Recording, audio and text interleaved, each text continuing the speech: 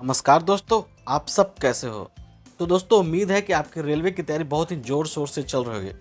और दोस्तों चले भी क्यों ना, क्योंकि एएलपी टेक्नीशियन एनटीपीसी की सभी की वैकेंसी अब जो है आ ही चुकी है और आपको बिल्कुल लगना ही है, सिलेक्शन लेना ही है।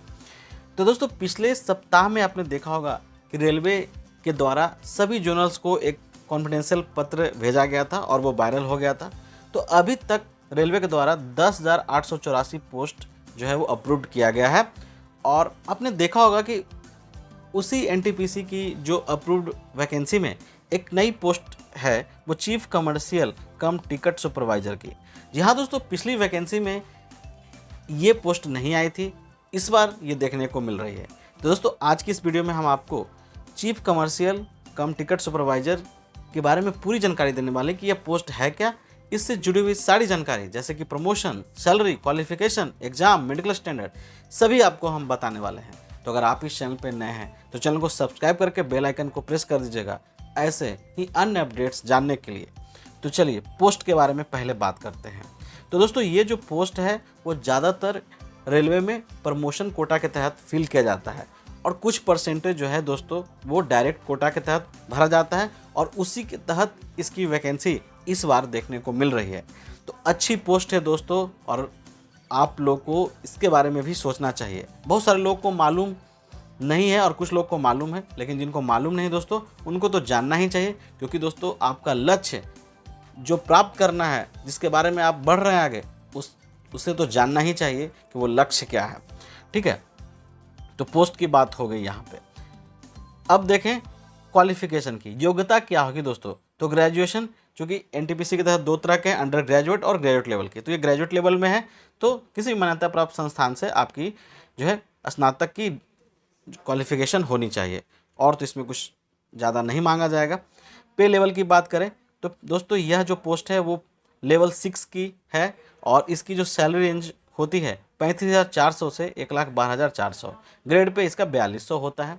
दोस्तों एग्ज़ाम होने, फाइनल सिलेक्शन होने, ज्वाइन करने में 2 साल का लगभग वक्त लग जाता है।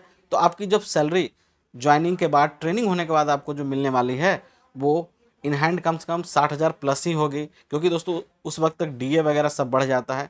क्योंकि रेलवे में अलाउंसेस भी हैं तो हो सकता है इतनी सैलरी मिले, ज़्यादा भी मिले, वो तो खैर मिलेगी ही जो भी रूल के हिसाब से। ठीक है, तो सैलरी अच्छी है दोस्तों। अब वैकेंसी देख लेते हैं। तो 1,737 फिलहाल अभी तक डिक्लेयर की गई है। एग्ज़ाम CBT 1 CBT 2 होना है, टाइपिंग टेस्ट इसमें नहीं है। ठीक है, मेडिकल स्टैंडर्ड जो देखें तो मेडिकल स्टैंडर्ड एक ऐसा है कि दोस्तों कि ये नॉन सेफ्टी का पोस्ट है और नॉन सेफ्टी में मेडिकल स्टैंडर्ड बिल्कुल मीडियम रहने की जो है संभावना है, क्योंकि जो सेफ्टी वाली पोस्ट है उसमें ज़्यादा हार्ड मेडिकल होता है दोस्तों, ये नॉन सेफ्टी की पोस्ट है। तो मेडिकल स्टैंडर्ड के बारे में ज़्यादा सोचने की बात नहीं है। चलिए अब वर्क प्रोफाइल के बारे में बात कर लेते हैं।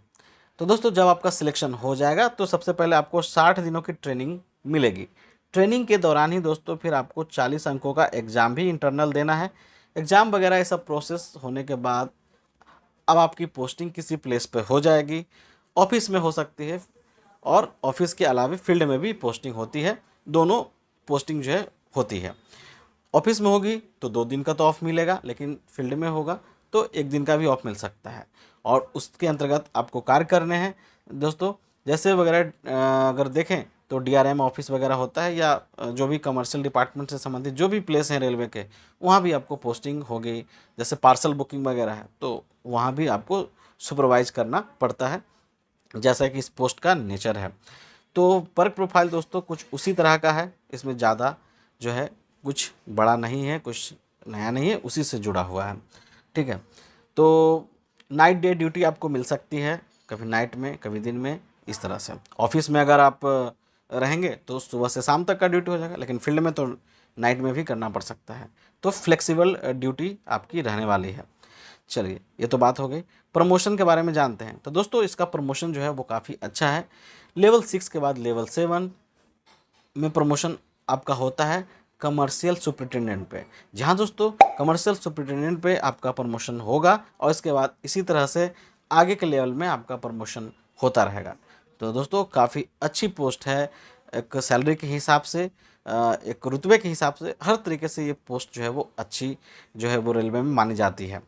तो उम्मीद है कि दोस्तों आपको सारी बातें समझ में आ गई होगी। फिर भी आपके मन में कुछ सवाल हैं तो आप मुझे कमेंट जरूर करें।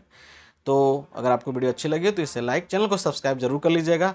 मिलते हैं नेक्स्ट वीडियो में, तब तक के लिए जय हिंद।